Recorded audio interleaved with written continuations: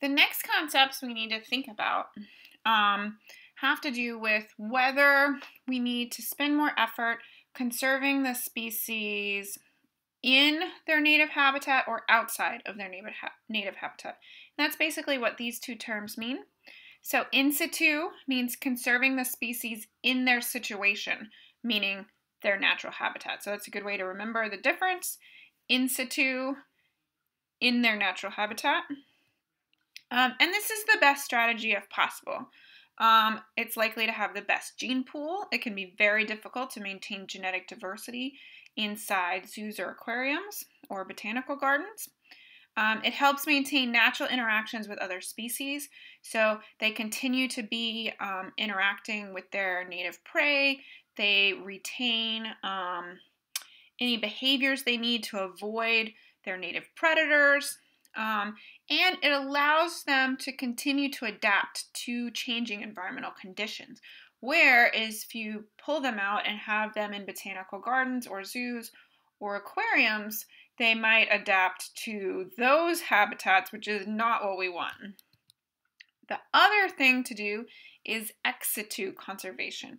So if in situ is in their native habitat, ex situ is outside of their native habitat. So this is conservation in zoos, aquariums, botanical gardens. Ex situ is the catch-all term for that. The potential helpful aspects of this are that we can learn a lot if we have them close by where we can study them. We can learn more about their physiology, their reproduction. We can learn about their behavior if they live in groups. We can learn a lot about that. We can study them closely. We can have cameras on them at all times. We can study their vocalizations. All kinds of things we can learn very easily when they're already close at hand in a zoo, aquarium, or botanic garden. It's also really important for establishing captive breeding. So if we want to do a reintroduction, then having individuals breeding in these ex situ conservation settings can be very important. This just shows kind of a diagram of how these things can all work together. So we have an endangered species. We do a field survey and we determine that they're not doing very well and we need to implement some kind of conservation strategy. There are two different options. We can go with ex situ conservation or in situ conservation, or we can do both simultaneously and they can support each other. Which if you need to do ex situ conservation, then that's the best way to do it, is to kind of do these together. If you don't need ex situ conservation, focusing only on in situ conservation is what you're going to want to do. It will be cheaper and it's likely to be more successful if you don't need ex situ conservation. So in situ conservation, we need protection, management of the species or management of the habitat, and monitoring. That way we can keep track of how the species is doing over time and think about what else needs to happen. The idea with protection, management, and monitoring is to make sure we have viable wild populations. So think back, population viability analysis. It being viable means that it's going to maintain itself into the future for a long time. It's going to maintain its genetic diversity. They're not going to suddenly go extinct in that area. These viable wild populations can provide individuals to help establish breeding programs. They can also help develop new products. And we can also go over here and look at ex situ conservation. There's two types. We can store sperm, eggs, tissue, seeds, etc. And we can keep them alive. So this is storing tissues. They're not actually generating new individuals. A lot of times they're frozen, or if they're seeds, they're kept in a dry, cold place. The zoos, aquariums, botanical gardens is what we're going to want to use to establish breeding programs. And we can introduce material back and forth between this storage of tissues. And so the idea here is that revenue from the zoos, aquariums, and botanical gardens should go to protect, manage, and monitor in situ. We want to establish those breeding programs, and there will be an exchange of individuals back and forth to help reestablish wild populations and also to maintain genetic diversity in the captive populations. We can also develop new products and use and sell the new products, ideally to fund the breeding programs and the viable wild populations. So, ex situ conservation limitations. This is extremely expensive. Trying to meet a species, all of its needs outside of its native habitat is very difficult. U.S. zoos cost about $1 billion a year, which is a ton more money than we spend to run our national parks. We're only protecting one species at a time. If we protect the habitat, we could be protecting hundreds or thousands of species. Cannot maintain adaptations through time in a zoo or an aquarium. Cannot replicate interactions with other species. And captive populations are often not large enough to prevent genetic drift. So if you'll remember the 50-500 rule, so the 50 part is to avoid inbreeding depression, 500 is to prevent genetic drift. How many zoos do you know that have 50 individuals of the same species, or even 500? They do create networks of zoos, so if they need to breed an endangered species, they might exchange individuals, and they have to keep very detailed family trees so that they can make sure that close relatives are not breeding with each other. Ex situ conservation is really used to rescue species. It's what we want to do if we're not sure they're going to make it.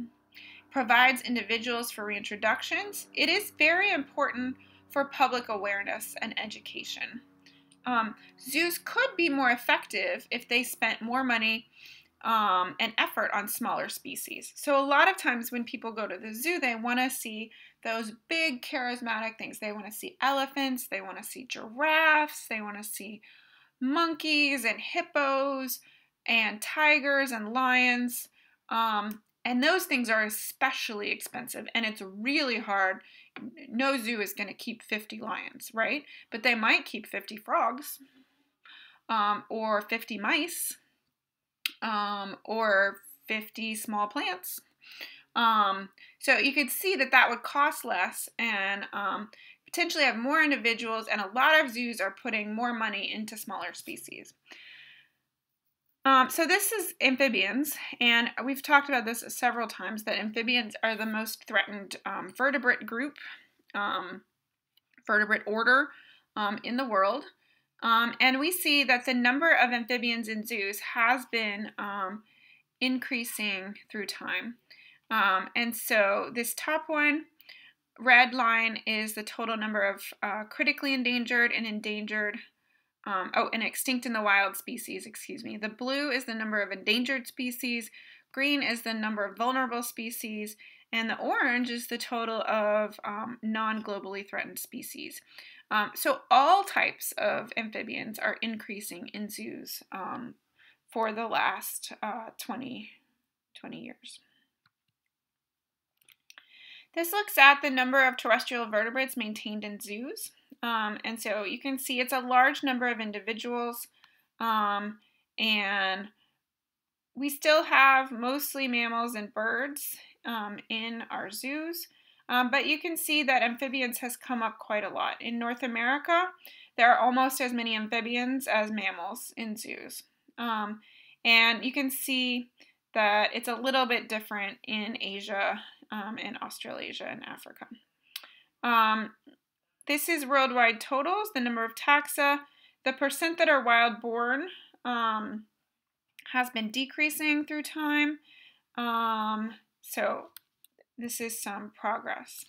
There is a lot of research done in zoos. We can learn more about species biology, develop captive breeding methods and technology, and some of these include things like artificial insemination, hand rearing, anesthesia, vaccinations, and artificial incubation. And you'll learn a little bit about some of these techniques as you're reading The Sixth Extinction. They'll talk about a rhinoceros species and some of the things they're doing to try and get some of the very, very endangered rhinoceros species to reproduce. So it's not just zoos. There are other types. There are aquariums. There are about 600,000 fish in public aquariums. And they also do captive breeding programs. They assist with rehabilitation of species. They'll have sea turtles, manatees, a variety of fish and sharks, all kinds of different things.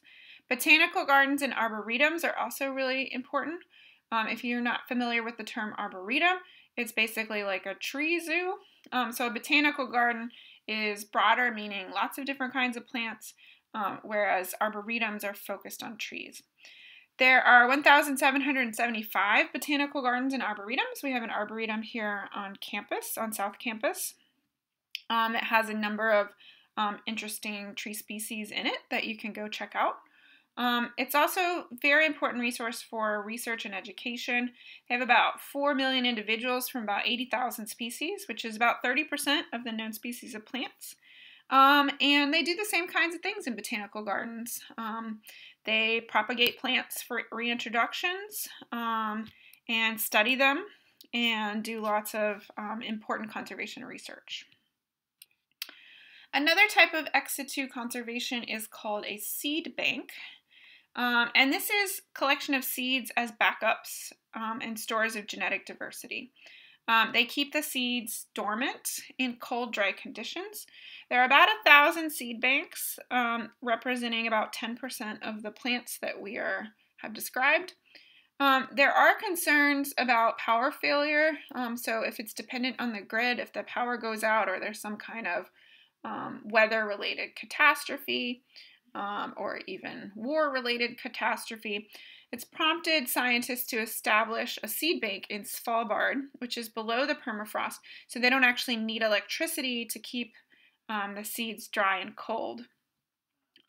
And there's a lot of important conservation implications of these seed banks, and you can see this is a picture with vials of all different seeds, and all of these packets in here have different seeds on all of these shelves in this room. It's also really important to preserve genetic diversity of our crops. And I think I've mentioned this before, but some of our crops, we only have 1 or 2 varieties that makes up most of the production. And if something were to happen, a disease to come along and impact that particular variety of crop, it'd be really helpful to have all the other varieties that used to exist available so that we could develop new varieties that might be disease resistant or drought resistant or things like that. And so for our economic stability and for agriculture into the future, it's going to be really important to make sure we've preserved as much genetic diversity of our crops as possible.